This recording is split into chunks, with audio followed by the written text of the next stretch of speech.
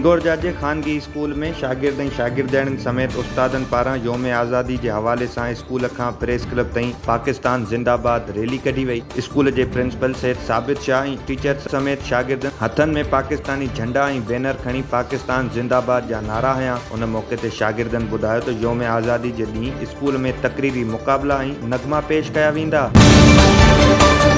Government boys degree college ठठो में योम आज़ादी तकरीबन जो सिलसिलो जारी आहे। जश्न आज़ादी तकरीब दौरान बॉयज़ डिग्री कॉलेज ऐं गवर्नमेंट गर्ल्स डिग्री कॉलेज जे शागिर्द ऐं शागिर्दियाणियुनि विच में बुनियानुल मरसूस जे उनवान हेठि तकरीरी मुक़ाबला थिया। उन मौके ते additional director colleges Hyderabad region principal Shafique Ahmed, professor Sarfaraz Mirani समेत ॿियनि उस्तादनि ऐं शागिर्दनि वॾे अंग में शिरकत कई। तकरीर जे मुक़ररीन चयो त क़ौमूं वॾी क़ुर्बानियूं ऐं जदोजहद बाद आज़ादी हासिल कंदियूं आहिनि।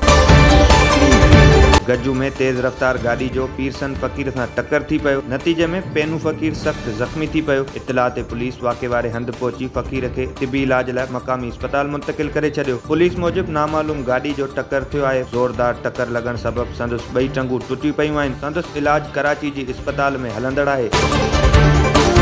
कानपुर महर जे सीनियर सहाफ़ी नवाब अली मीरानी पारां महीनो अॻु फुर थियल मोटरसाइकिल रोक रक़म वापसि न थियण ते पुलिस ख़िलाफ़ प्रेस कॉन्फ्रेंस कई वई। प्रेस कॉन्फ्रेंस दौरान सहाफ़ी नवाब मीरानी चयो त 1.5 महीनो अॻु मोटरसाइकिल रोक रक़म हथियारबंद फुर करे विया। वाक़े ख़िलाफ़ मक़ामी थाणे ते रिपोर्ट दाख़िल आहे, पर पुलिस हिन ॾींहं ताईं फुर थियल मोटरसाइकिल रोक रक़म वापसि नाहे कराए सघी। हुन वधीक चयो त मां चोरनि ऐं फोरनि जी निशानदेही कंदो आयो आहियां। पुलिस इख़्तियारियुनि खां मुतालबो आहे त फुर थियल मोटरसाइकिल रोक रक़म वापसि कराई वञे।